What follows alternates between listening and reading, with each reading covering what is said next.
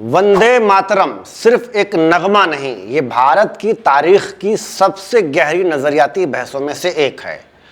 कोई इसे भारत की रूह कहता है तो किसी के नज़दीक ये मजहबी सरहदों में बंद एक अलामत है। हाल ही में रक्षा मंत्री श्री राजनाथ सिंह ने कहा कि वंदे मातरम भारत की रूह है, और ये बात मुसलमान भी अच्छी तरह समझते हैं। कांग्रेस लीडर गौरव गोगोई ने जवाब दिया कि मौलाना अबुल कलाम आज़ाद को वंदे मातरम से कभी कोई एतराज़ नहीं था। सवाल ये है कि क्या ये दावे मुकम्मल सच हैं या हकीकत इससे कहीं ज़्यादा पेचीदा है। मौलाना अबुल कलाम आज़ाद को वंदे मातरम से एतराज़ था, नहीं था, और अगर था तो किस हद तक था।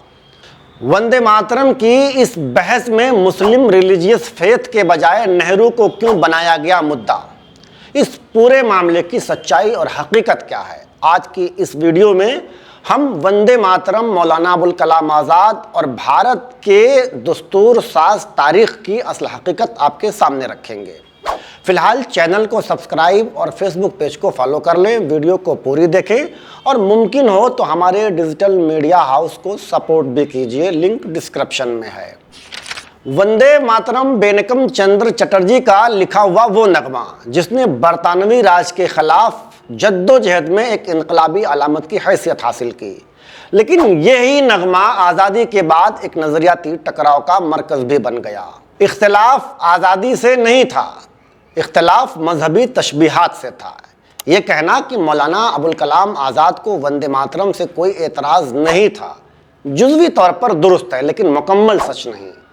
मौलाना आज़ाद के नज़दीक वंदे मातरम के वो इब्तदाई अशार जो वतन की मोहब्बत, कुर्बानी और आज़ादी की जद्दोजहद की अलामत हैं, वो काबिल कबूल थे।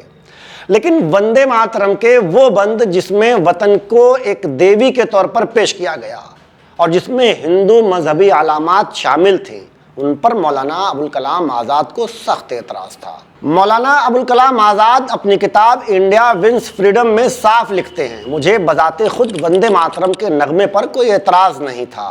मेरा इख्तलाफ उसके सिर्फ उन अशार पर था जिनमें वतन को एक देवी के तौर पर पेश किया गया है। वंदे मातरम के एतराज़ और अदम एतराज़ में ये एक वाज़ेह फ़र्क था। वतन से मोहब्बत काबिल कबूल है, लेकिन मजहबी अलामतों का ज़बरदस्ती नफाज करना ये नाकाबिल कबूल है। 1949 में दस्तूरसाज असेंबली में तवील बहस के बाद ये फैसला हुआ कि वंदे मातरम के सिर्फ इब्तदाई 2 शेर को ही बतौर कौमी नगमा तस्लीम किया जाएगा, यानी वही बंद या वही अशार जिनमें देवी, दुर्गा, लक्ष्मी या सरस्वती का तस्वुर शामिल नहीं।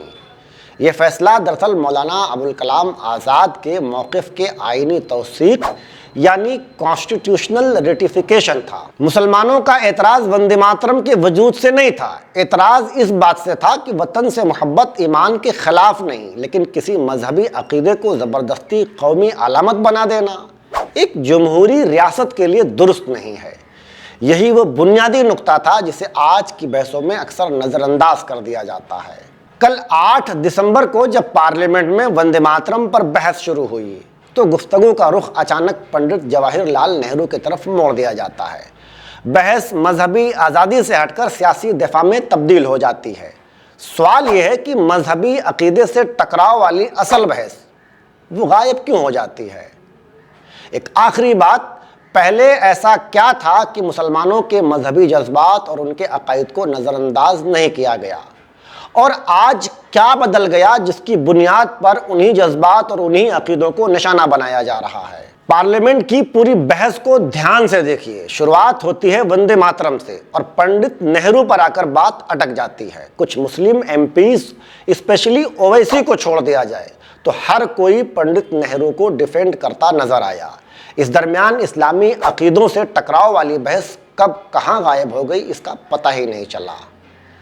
आप जानते हैं कि इसकी क्या वजह हो सकती है?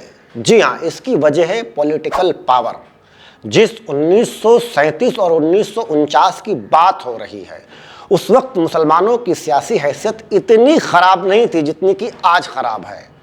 हालांकि उस वक्त भी मुसलमानों से कुछ सियासी गलतियां हुई, इस बात से इनकार नहीं है, लेकिन फिर भी पॉलिटिकली मुसलमानों को नज़रअंदाज किया जाना आज के मुकाबले इतना आसान नहीं था। इसलिए 1937 या 1949 में सियासत मुसलमानों के जज्बात और अकीदों के खिलाफ जाने का साहस नहीं जुटा पाई।